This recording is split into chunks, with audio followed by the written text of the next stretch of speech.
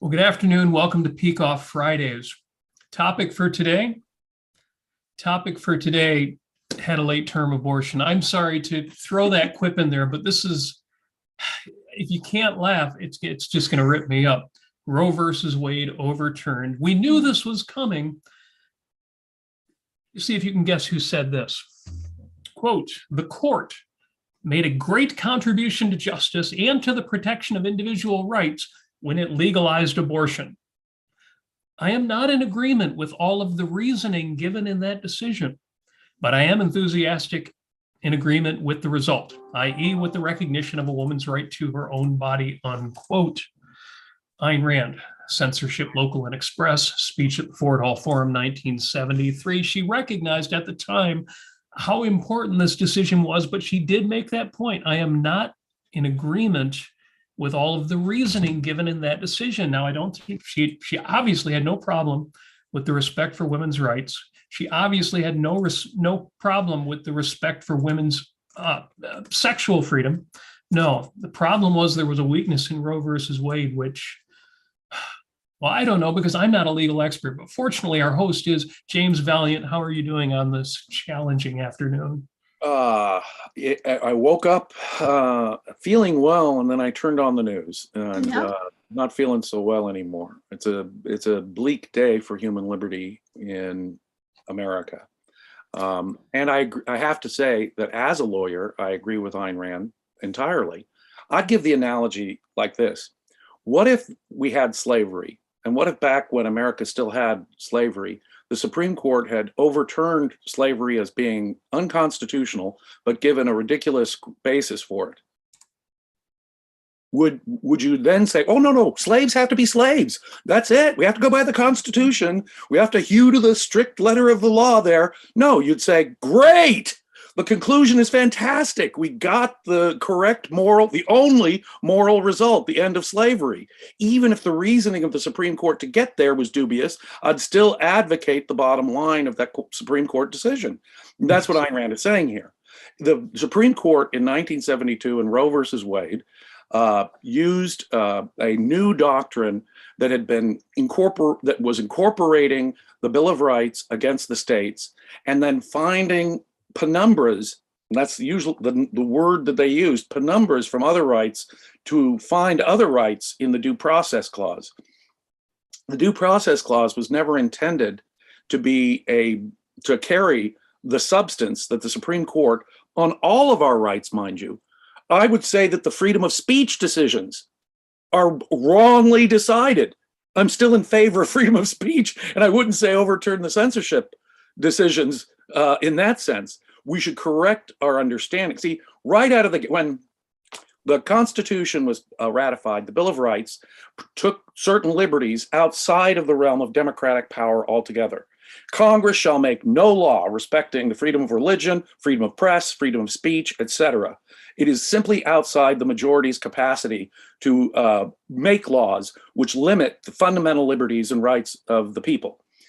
Unfortunately, it only applied to the federal government. States could still do slavery, for example. Well, when the Civil War happened, we got rid of slavery in the 13th Amendment. We got rid and in the 14th Amendment, what they wanted to do was protect the rights of the newly freed slaves in the South.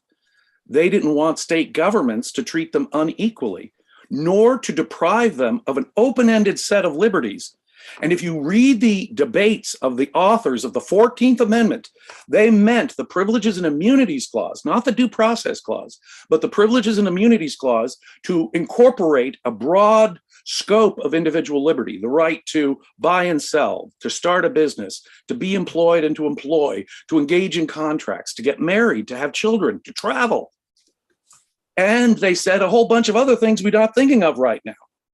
So it was an open-ended scope of individual liberty. It certainly meant to incorporate the entire Bill of Rights as being protected against the states, so that now states couldn't, at least in the authors of the 14th Amendment's mind, violate the rights protected against the federal government in the original Bill of Rights. But right out of the chute, the Supreme Court totally gutted the 14th Amendment.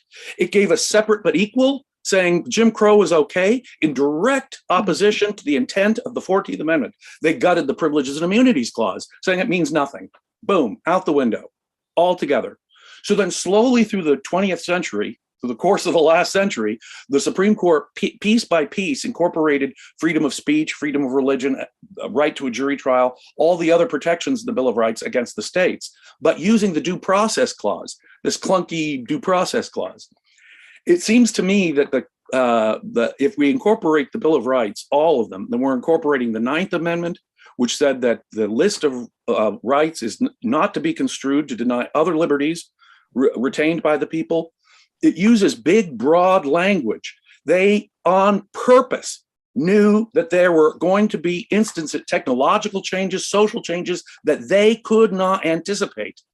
They knew it, they understood it, and they did not want, the Ninth Amendment tells you they understood that liberties were not a closed off issue in their mind. Protected liberties, mind you, was not a already defined issue, which is exactly what the conservatives want us to think. The conservatives who claim to be defending the Constitution are gross violators of the basic idea of the Constitution. From its very foundation, the founders of our country were afraid that the rights and liberties would be narrowly interpreted by the court if we gave a Bill of Rights, a list of rights. They said, well, gee, we limited the powers of the government by specifically granting certain powers to government. If we were to list the rights, then people would think that's an exclusive list. That's why they included the Ninth and 10th Amendments. The Ninth Amendment is exactly what the Supreme Court has ignored, basically, until what? The birth control decision in the 1960s, Griswold versus Connecticut, where one justice in a concurring opinion said, hey, what about the Ninth Amendment? But they found that a married couple had a right to obtain birth control from their physician against a state law in Connecticut which banned birth control. So Roe versus Wade was the second major decision based on this found right to privacy. Now, in the court's decision today, they say that we're not reaching out to the birth control decision. We're not reaching out to the sexual privacy decisions. Oh, remember that homosexuality was just made a right within the last couple decades. Mm-hmm. All of those other rights, it seems to me, are threatened. Now, of course, the Supreme Court could be perfectly inconsistent. It could say, oh, yeah, we're just getting rid of Roe. But by the same conservative logic, just as abortion is not mentioned in the Constitution specifically, neither is birth control, neither is sexual privacy. No, in my lifetime, the United States Supreme Court in the early 1980s upheld the Georgia sodomy statute that said that oral sex between married couples was a crime. The Supreme Court said, yeah, that's fine. No such thing as sexual privacy. Georgia can ban oral sex between a married couple, and that's not a violation of anybody's privacy. Well, that has been overturned just in the last couple of decades, and gay marriage was upheld. It seems to me that if there's any logical consistency, all of those cases have to be thrown out now if the conservatives mean what they say right about abortion. Now, you can see I'm a little upset and heated about this, but I would reject entirely all of these conservative arguments that you're hearing today. It's just going back to the states. It's just a matter of democracy now. Fundamental rights are not a matter of democratic control at all. And that was the radical idea. You know, one more thought here. The basis, the legal, I don't mean to go on like this, but the legal basis that the Supreme Court gave in their majority decision by Alito was this history and tradition standard. Well, the United States Constitution itself was a violation of every tradition that had yet existed in Western law. It was itself a radical innovation that stepped outside. For example, the Establishment of Religion Clause. That is practically unprecedented outside of North America before the United States Bill of Rights. If we go by history and tradition, we shouldn't have a First Amendment. The Bill of Rights itself was a huge violation of history and tradition. And if we use that standard, Justice Alito, then surely all those other, the sexual privacy decision, the birth control decision, are also out the window. Now, of course, people have different views on this, and the Supreme Court could be logically inconsistent and say, well, people, there's a history and tradition. to sexual privacy, which of course there is none. In America, most states had sodomy laws, such as the one I was telling you about. When birth control started happening, states passed birth control laws, like the Connecticut law I was telling you about. So it's not just abortion, although abortion is basic and fundamental.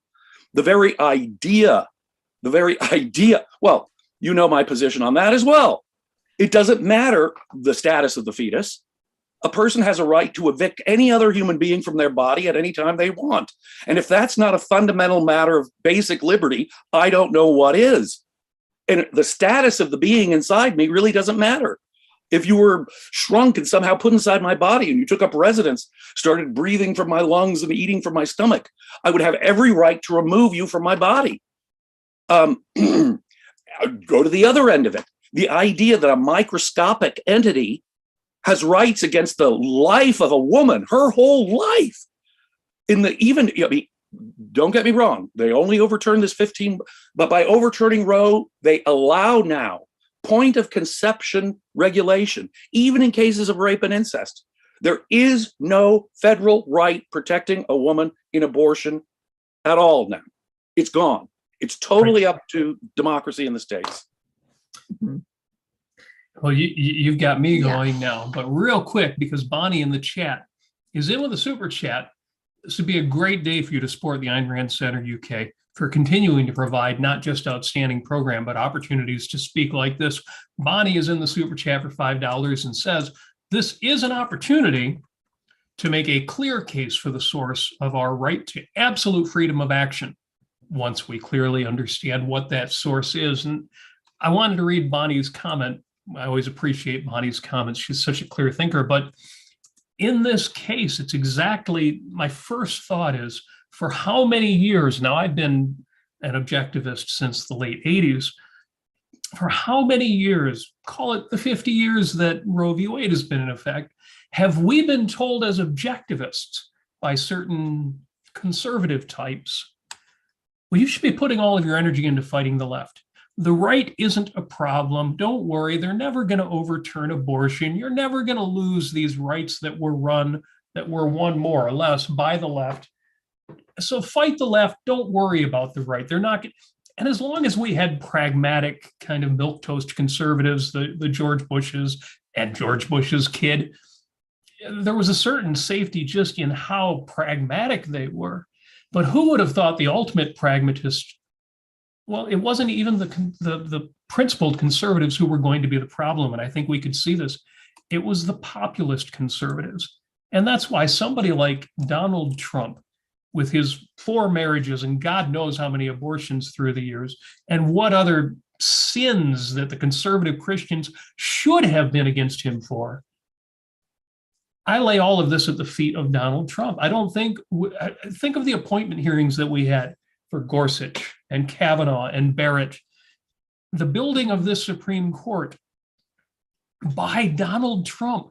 Again, the ultimate zero principles and just a circus clown, a fool, but a great populist. Hell, 3/4 of the conservatives out there still see him as the Messiah.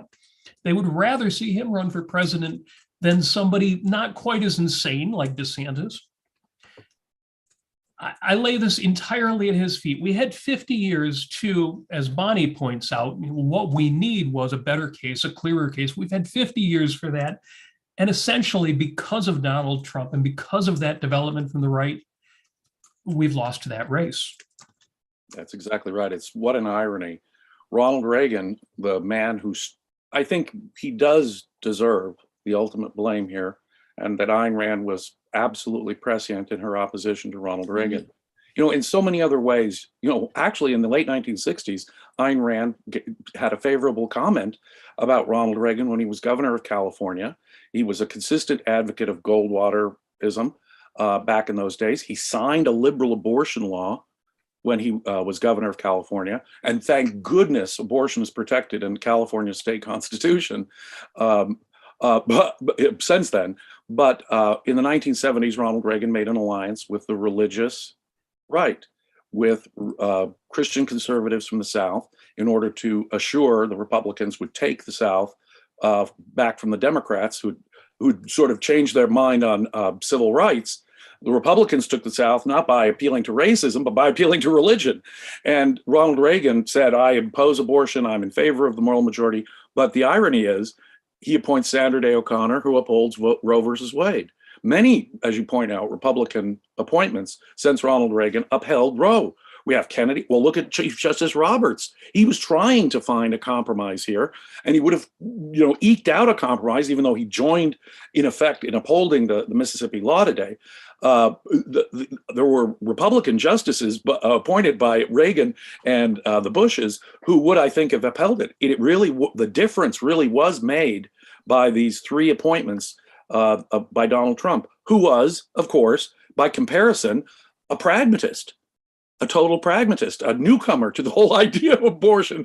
And so that's full of irony there, no question about it. But Ayn Rand was exactly right and prescient. The conservatives' alliance with the religious right was a deeply corrupting thing, I think Ayn Rand had always said that if America is going to be destroyed, it'll be destroyed by conservatives, not by liberals. That was even before Ronald Reagan. But you can see with that alliance that Ronald Reagan made with religious conservatives. We atheists are persona non grata on the right and in the Republican Party. They'll tell you so every time they get a chance. And so I guess we're just not welcome, ideologically speaking, in the Republican Party. It's not so much us who are, saying we won't work with them, say, on taxes or something, because maybe on taxes we might work with them on a bill. But the fact of the matter is, fundamentally, we are not conservatives. And this puts it in italics. This puts it in big neon letters, it seems to me. Objectivism opposes conservatism. Conservatism has only grown more corrupt in my lifetime. Rob, in the super chat, your Rob, businessman Rob Clinton, is in for $20 bill, which is a sizable contribution in super chat, and says, it is worth $20 to see my buddy JSV so angry. You're going to see more anger, that's for sure. And it almost makes me crazy that this issue is one that brings out the passion, but it is important. And as you point out, this is not the end, and now we just get used to the new normal. This is precedent setting and precedent wiping. Kirk is also in the super chat and says, love listening to a fired up James Valliant. We got to find better ways to make you angry. I don't want this to be because I love seeing the passion too, but not over this. And I think passion is important, but passion can, appropriate passion can only be informed by reason. Our emotions are only as valid as the evaluations which underlie them and inform them. The logic here is what makes me, it's the scary nature of what has just happened, and what has just happened to our basic general liberty, I think, and the logic of liberty that the Supreme Court has been working on for decades now, more than 50 years now, has been, in my view, pretty much trashed. I don't see how the Supreme Court puts this genie back in the bottle. By their same logic, by their same tradition and history standard, we should go back to sodomy laws and laws against birth control. And who knows, maybe the entire due process means of protecting free speech against the states is equally unstable and badly decided. Are they going to say that? Yeah. Freedom of speech? I mean, because that's literally what it goes to. Sure, the Supreme Court might not, I'm sure the Supreme Court might be totally inconsistent in its future decisions. But if it's going to be consistent with the logic and the principle it announced here, this means an end to the right to privacy. Well, I'm ferociously angry right now. I was extremely upset. Have you ever seen Red? Have you ever been so angry that you see red? You actually see red. Yeah, that was me this morning. Now I went ahead and I put out a statement, public statement on Facebook anyway. Maybe I'll go on Twitter as well. But I want to, we've been, as objectivists, and people in general, they don't really like to talk about it. But at this point, it's gotten to the point now. It's where it is an existential threat to women. and of course to all the implications that you've been giving out, all the examples of the implied applications of this nonsense that has come out of the Supreme Court today on other people's rights. So, my feeling was that I felt, a heck of a lot less free and a little bit less safe. We're going to be driving to Ocon and we're going to be passing through Ohio, I'm pretty sure Ohio has some very extremely strict abortion bans in place at this point. And I thought, what if something happens? What if I'm kidnapped? But, so the idea here is that, as a woman, as women in general, you're going to have situations, where, women are not going to be allowed to get abortions if they're raped, and there's going to be a lot more to come out of that. I'm pretty hopeful that this process is going to be overturned in many ways. It's going to have a lot of women and men speak out against this. And I think you're going to be seeing that. At least that's my hope. In the meantime, I want to get out the very, very important distinctions to people that this isn't just my body, my choice. That's not enough to say that. You have to take back, as we were saying in our previous episode on abortion, you have to take back the words like sanctity or even viability, or you've got to protect the sanctity of a woman's life. There's and I came up with a formulation at this point because now a line is drawn. Either we see women as fully human, conceptual, and volitionally human, or we do not. That's a solid line. If so it's getting to the point now where people are unfortunately, I think it's going to happen where you're going to see news reports of women being arrested, imprisoned, taken to court, sentenced, for trying to have abortion or trying to, self-abort, or, by themselves or try to, like, for instance, you've got, there are some, by the way, there's some really excellent information that I want to pass along to everybody here who is looking to, there's actually a really excellent WebMD article, which is kind of funny. And it's called, If Abortion Becomes Banned, Women Still Have Some Options. And it goes through a list of how to navigate a situation as we are now in. And there's an excellent organization called Aid Access. It's AID Access. It's all one word. You can look them up at aidaccess.org. What's interesting about them is that they can circumvent our laws because they actually reside outside of the United States. I don't know exactly where they are, but so they can send you an abortion pill if you want to have an abortion, before 10 weeks. Take the 2 pills and have an abortion. So there are ways in which to circumvent all of this, and that's going to happen. If I can just add there, that's going to be a really important thing here. The FDA has approved those medications recently, and Yes. to get those abortions, and you can get them by the internet, Yes. and you can get them from foreign sources. And there's nothing really the states can do. You can bypass the state laws. They may attempt to create barriers there, but the option you pointed out is definitely one I would look into, because what we need are safe, legal options here. But Yes. even those pills only go up to about 10. Yep. Now, we do have Attorney General Merrick Garland, who came out with a statement about this. He says the FDA has approved the use of medication, how do I say this? Mifepristone. That's the abortion pill. States may not ban mifepristone based on disagreement with the FDA's expert judgment about its safety and efficacy. This is true. The FDA decision preempts certain decisions made by states. States, however, can try to limit internet sales in general. You see, coming from out of state for state tax purposes or whatever.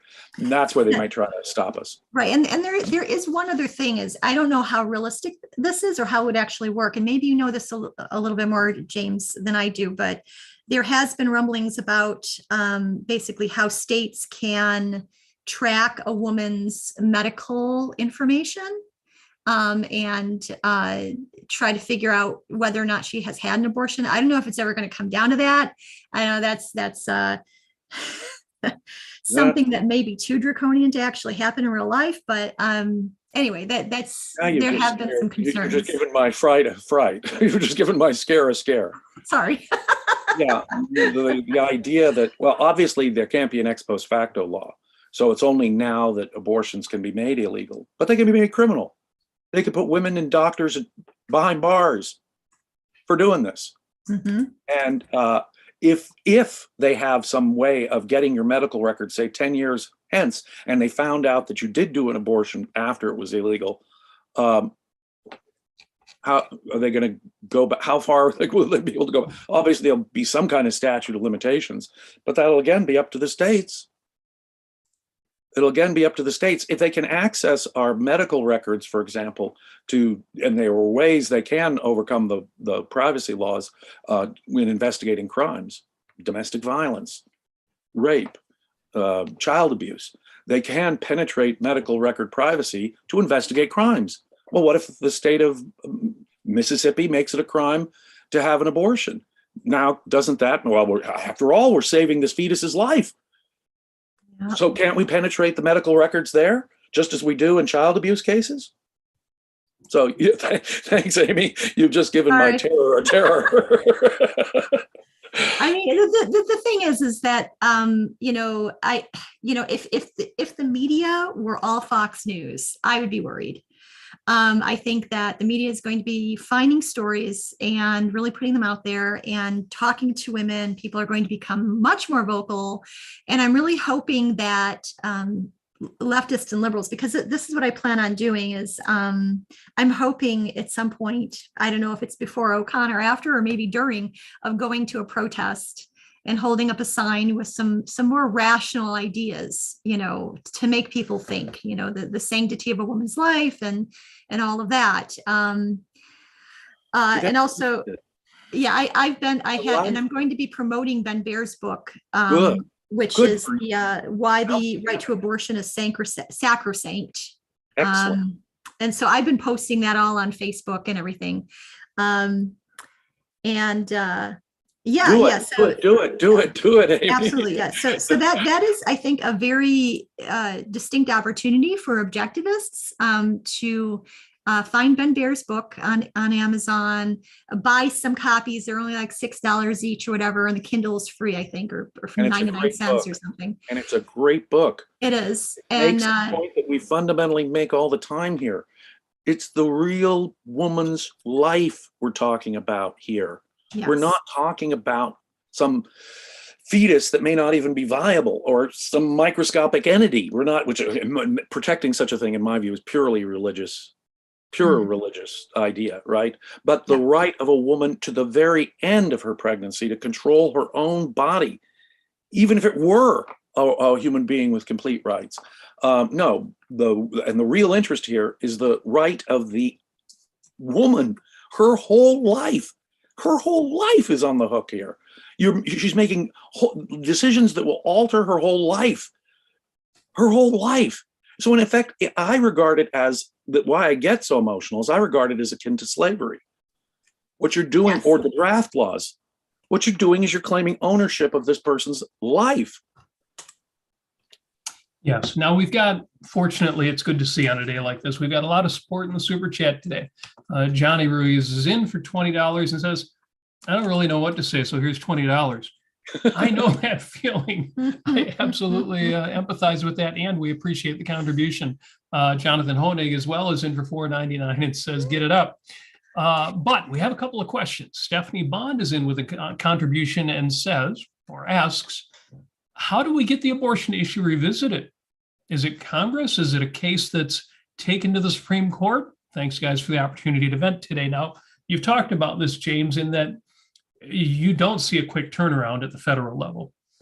No. the Supreme, even were we to get another, the way the Supreme Court works is that it takes 4 justices even just to hear a case. The Supreme Court doesn't have to take a case it doesn't want to hear. The Supreme Court basically controls its own docket, and unlike any other court in the land, and they don't have to take a case if they don't want to.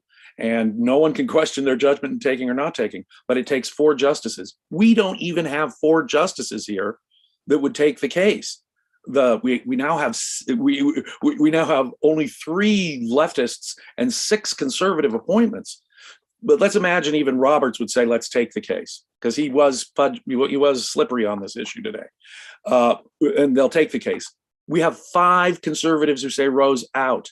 So long as the current membership of the Supreme Court is there, any challenge to get it back in there and decided on better grounds, Stephanie, is going to be impossible. They will not recognize such a right. We have to wait for new personnel in the Supreme Court to get there.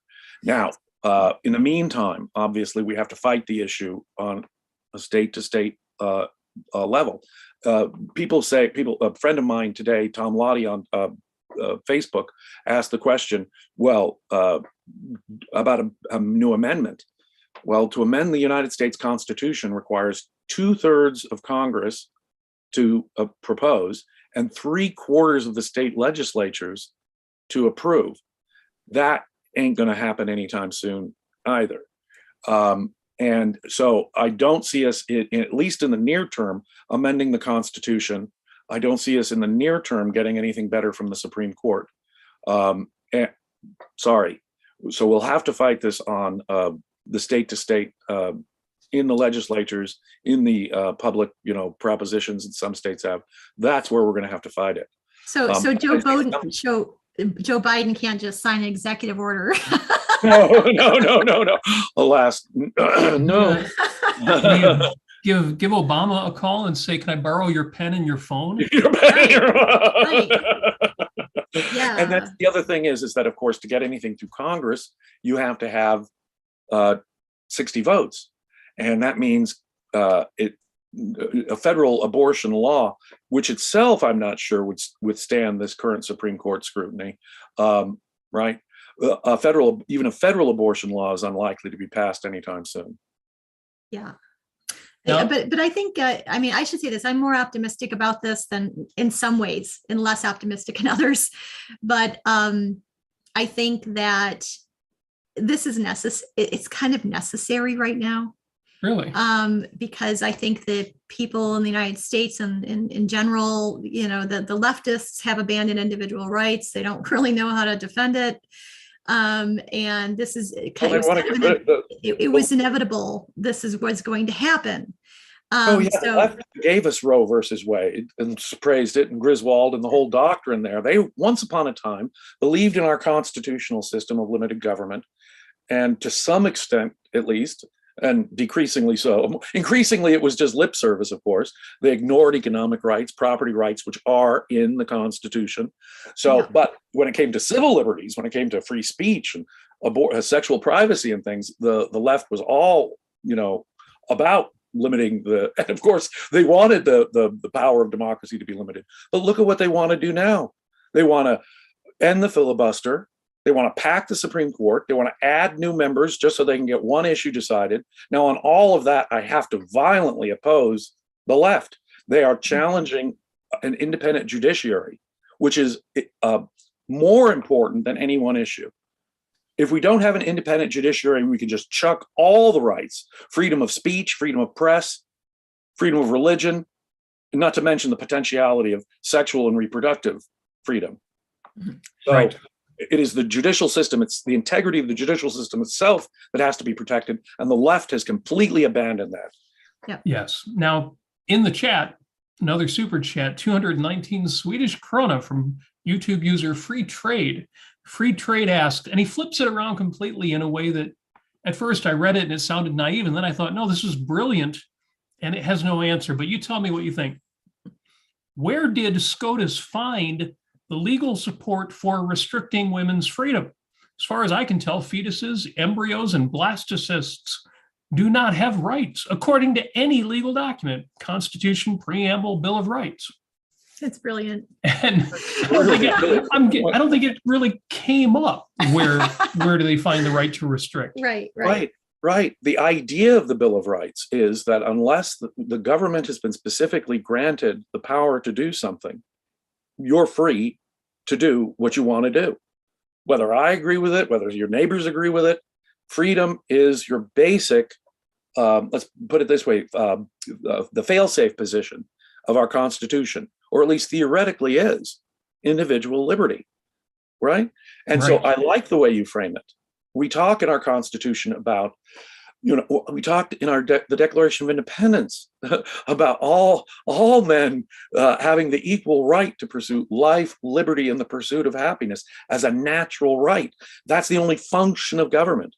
That was put into law, enacted by the Bill of Rights, saying that our right to life, liberty, and property are inviolable unless there is a specific authorization of the government to do something in the Constitution. So I like the way you turned it around. Instead of saying, well, where's abortion, freedom of abortion in the Constitution? I want to know where's the power to regulate abortion in the Constitution. The federal government has no such power. Right. Article 1, Section 8 is explicit, clear, and specific. Right.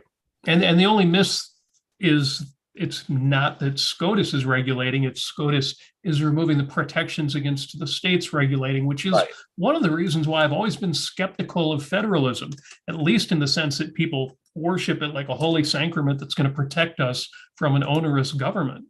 States don't have rights. Yeah. Only individuals have rights. States have jurisdictions, but that's all a state has is a jurisdiction. It doesn't have rights. Rights are a feature of volitional, rational beings, and that's it.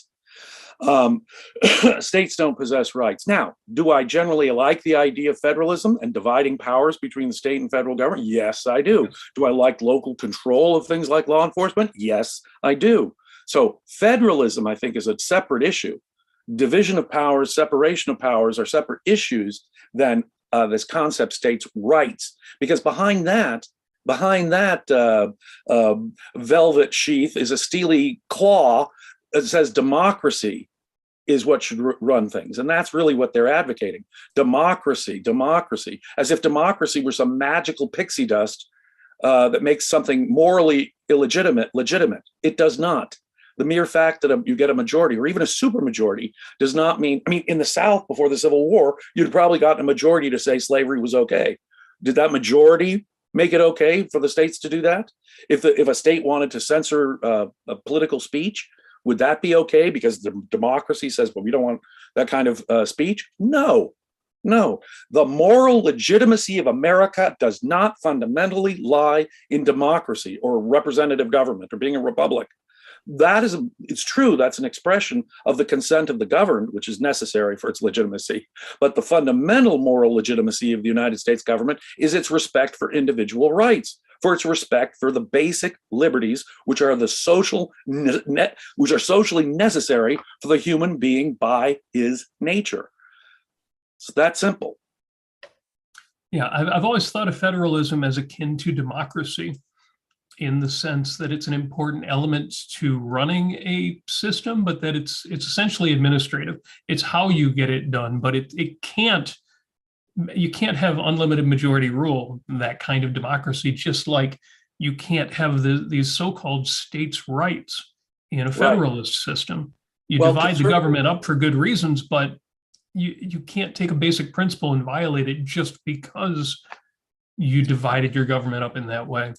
And, this whole idea of states' rights does come from the antebellum era of slavery, right? Those are the people who said, well, states have the rights to, have slaves.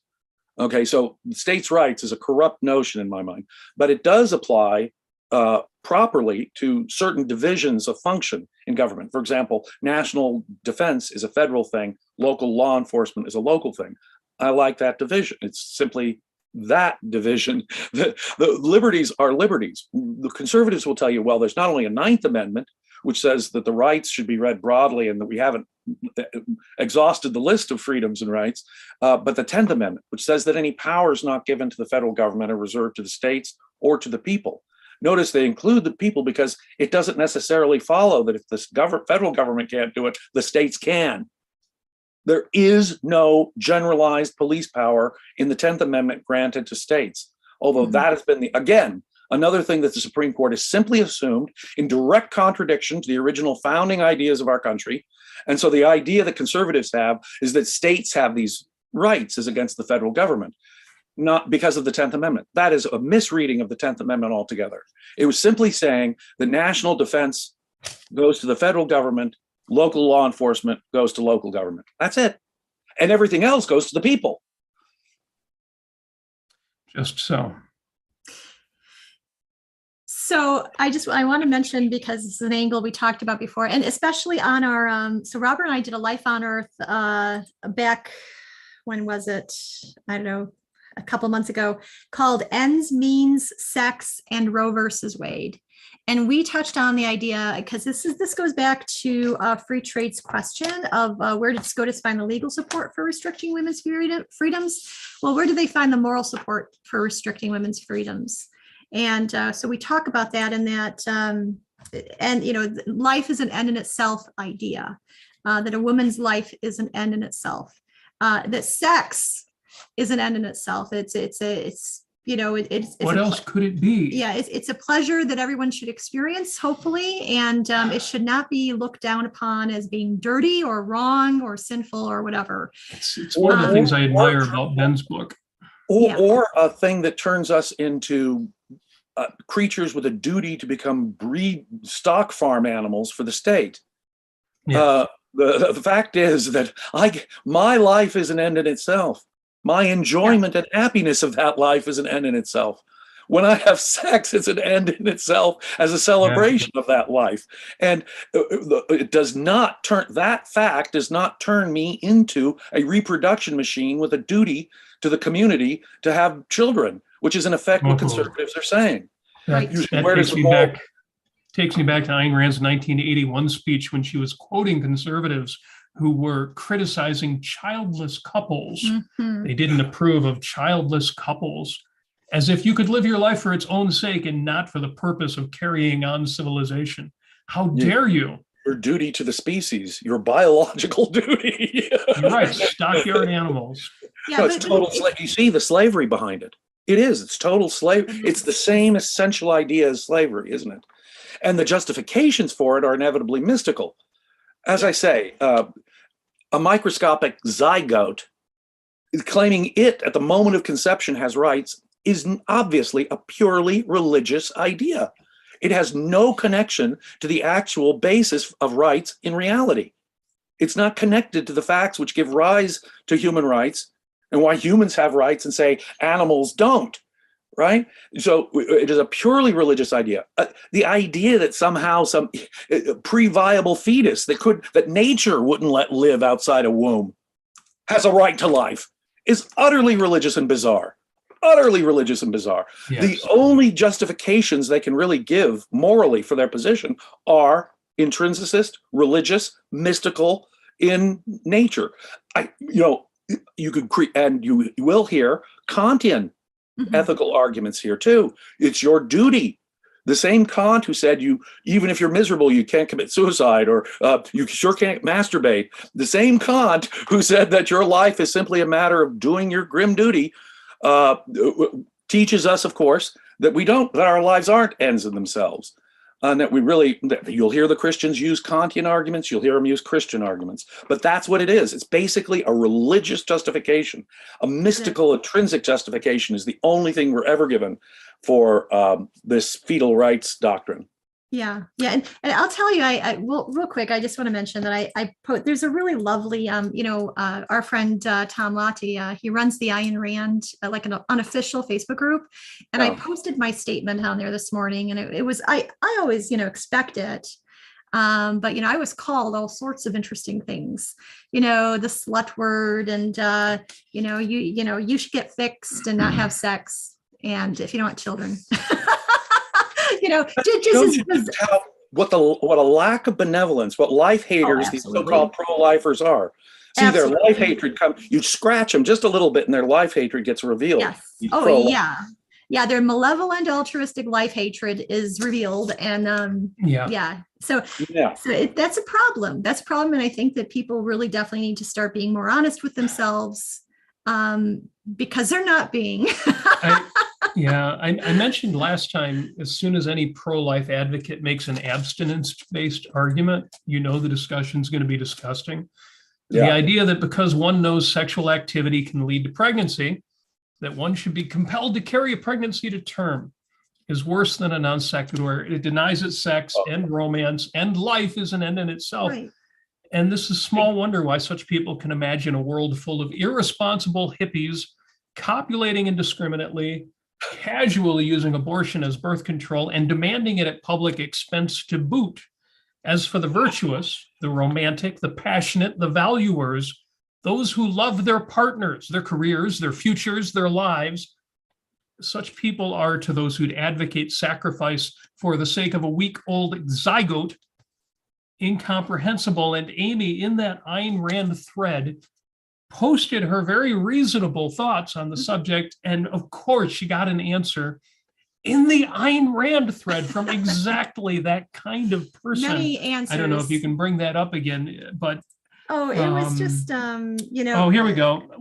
One of the first answers.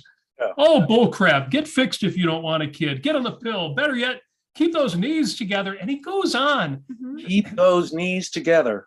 Because if you're going to have sex, you're just a slave to any. No, it's ignoring biological reality. Most sex for human beings does not result in pregnancy, nor is the basic function of sex, the basic biological function of sex, mostly reproduction. Most of the sex that we have is biologically for some other purpose. It is not to reproduce. It's true that sex is necessary to reproduce, and that if you want to have babies, you got to have sex. But the point is that women are fertile only for a certain window. I know it's a sloppy window, but women are only fertile for a certain window, and yet we can have sex. Even with infertile, even when a woman's pregnant, sex is not fundamentally about reproduction. No. Yeah. No. So how many times are you told? How many times are you told by conservatives, we've got to fight the left because they want to tell you how to live your life. They want to tell you what you can and can't do. They want to tell you how you have to think about LGBTQ. They want to make you do all of this stuff. Make you take vaccines. We're for liberty. Make you take vaccines because it's my body, right? And and the same people who want to tell us, the conservatives, they're on our side. They're fighting for liberty. They're fighting for freedom. They're fighting. So they oppose vaccines, but want to impose pregnancy on a woman. The left, they want to impose vaccines, but leave pregnancy to the woman's choice. Right. Both are obviously violative of bodily integrity and your right to your bodily integrity. You are your whole body. You're the one that is sovereign over your whole body.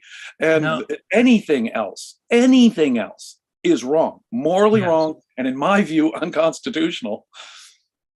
So I have a question, but before I get to that, real quick, we did have another generous super chat from Free Trade, who says, so technically SCOTUS is allowing states to violate the bodily integrity and privacy of women. On what basis? Given the protections afforded to women in the Bill of Rights. And you've answered that, how this has come to be. But it's a great question. Several provisions, the penumbra that they found was a pretty logical one when it came to privacy, because the Bill of Rights is open-ended with the Ninth Amendment, and it speaks of liberty and property in very broad terms and so forth. But it also talks about the right of people to be secure in their persons, papers, houses, and effects against unreasonable search or seizure. It allows peaceful private assembly. It allows you to practice your religion or your philosophy, to take it broader, as you judge it to be appropriate. That is a general open-ended right to freedom and a right to privacy. And if you don't see that, and in conjunction with the 9th and the 14th Amendments, if you don't see liberty as the fallback given position, where the state has the laboring oar to justify whatever restrictions of human liberty it wants to impose by law. If you don't see it that way, you are in fundamental disagreement with our framers and the basic idea of the Constitution. And of course, this includes all conservatives and all leftists today, neither of them support the original idea behind the American Constitution anymore. Right. Sadly. And from the left, it's obvious why they can't defend a woman's rights in a principled way. Whether you want to go back to Marx or Marcuse or Rawls, obviously we don't have individual rights. We need to be part of a society that is working to increase the amount of equality, or nowadays equity. They haven't got a leg to stand on. But the right were supposed to be our friends. They were supposed to be our allies. Why did this happen? And of course, we had originally planned to answer that question, and we will when we get back to Leonard Peikoff and keeping it real, because the topic today was, and without stating it explicitly, is the embrace of religion. Closely related How else topic. could you explain it? Yeah, well, there is no other way really to explain it. They're not concerned about the actual lives of real women. They're concerned about some intrinsic mystical notion about what life is. And it is a religious idea that they're trying.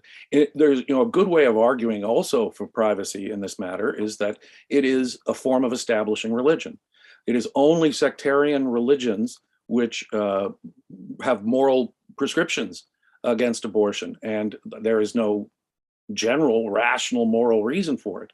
So you could say that by imposing laws against abortion, you're establishing, in effect, a religious doctrine. The establishment of religion creates a penumbra of privacy, you see, of religious freedom. And to attempt to impose your religious values on a woman who might not share those religious values is a violation of the First Amendment, in my mind. Now, see, the conservatives fundamentally misunderstand the radical revolutionary thrust of the American Revolution and Constitution. It was a big, fat violation of history and tradition. Nothing like that had ever been done before. No state had ever said, we're not going to have a religion to provide us with moral legitimacy. We're not going to have a state religion anymore. No, we're going to have a totally secular government. That was a revolution. An idea that the government exists only to protect individual rights. That was a revolution in government. In the history of human beings on this planet, a revolution. To use tradition and then to go back to medieval times like Alito does. He cites medieval law as if history and tradition is actually a viable standard for deciding these things. Well, as you point out, we've had 50 years almost of Roe versus Wade. What happened to that 50 years of American history and tradition? Well, it's history and tradition when it was decided in 1972, I guess. Yes. Yes. But of course, how would that ever expand liberty? That conservatives are saying you can never expand the right of liberty. Democracy is their fallback position, not individual liberty. Always keep that in mind. Conservatives are not advocates of individual rights. They're not advocates of the basic social condition that humans need to survive, freedom, an absence of force and coercion in society. No, they are not. We had a great decision yesterday, in my view, on the Second Amendment. Great. Absolutely. It recognized a fundamental right to self-defense is built into the Second Amendment. It recognized that you can't indiscriminately say, you can't require people to have some special reason to own or possess a gun. No other rights are like that, said Justice Thomas. Absolutely correct. But you see, the Second Amendment is in the Constitution, and conservatives favor that freedom as opposed to, say, a bunch of other freedoms. And just watch. They're going to be questioning all kinds of things based on history and tradition now, whether it's laws against pornography, laws about, free speech. This is a very bad thing. It can only mean bad precedent for more bad law. Right. So we need to talk about what tomorrow looks like, but real quick, because I'm very thankful for all the super chat. We need to have more discussions, more programs like this. So thank you to the Ayn Rand Center UK. Thank you to everybody who contributed. If you're not yet a member, you know what to do. AynRandCenter.co.uk. Click Become a Member at the top. If you're not a member of the YouTube channel, you wonder why some of us have special icons and our names show up different. It's because we are members of the ARC UK on YouTube. You can also do that.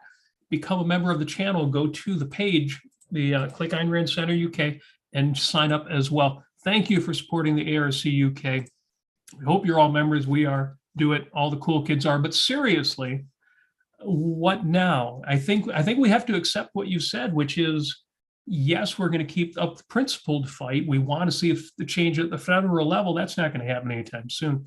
And we just have to accept this is a fight that is going to be ongoing locally. And by locally, I mean at the state level. Here in Michigan, we've got some protections because our horrible governor happens to be on the right side of this issue.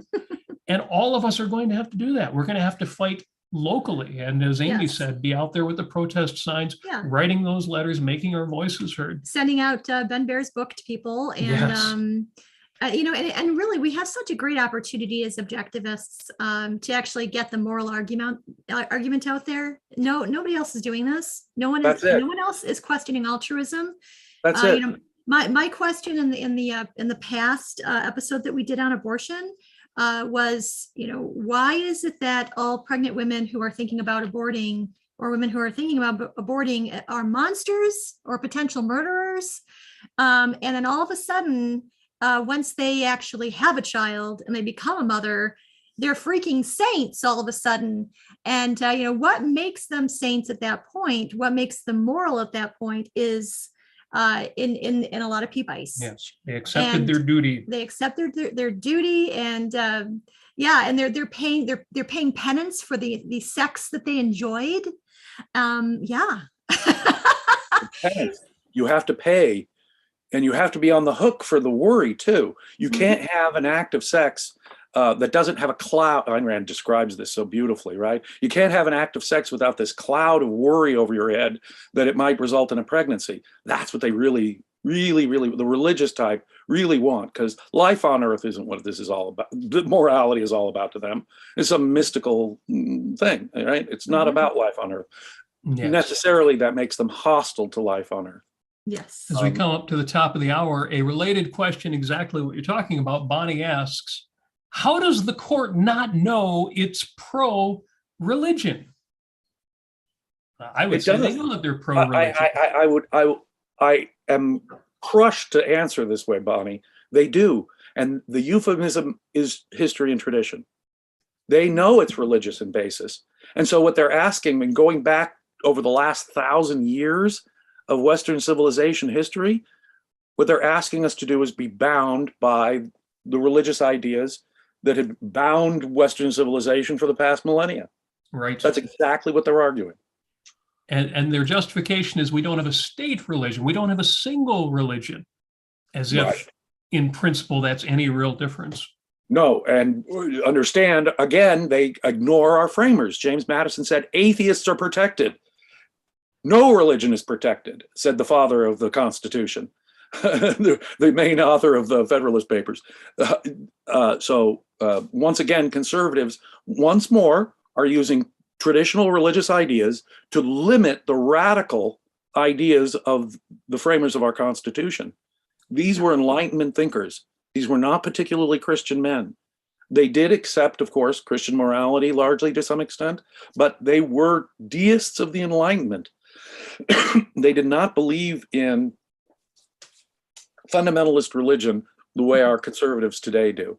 And conservatives today are therefore hostile to the original idea of the American Constitution for all of their go by the Constitution, go by the framers.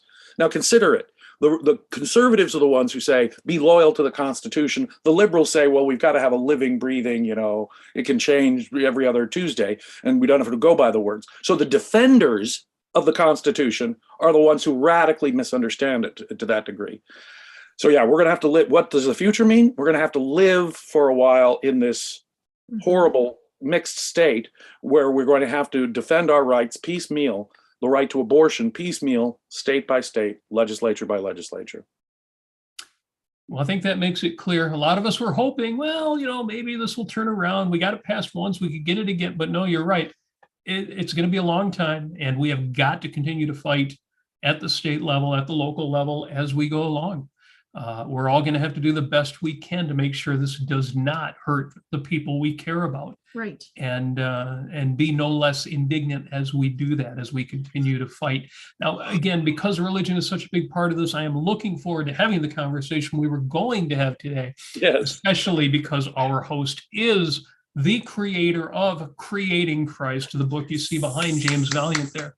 So when we return next week to Keeping It Real, there may be a schedule disruption. It might be, I think, the following Friday. We may miss a week with Ocon, but we will be talking about religion. We've got a great agenda for the next episode, and I am looking forward to that. Mr. Valliant himself put this one together. Great questions we're going to review from Leonard Pegoff, including his outstanding answers. James, this is a tough day. And Yeah. it's really good to talk to you and to talk to our Yes. folks listening, folks in the chat.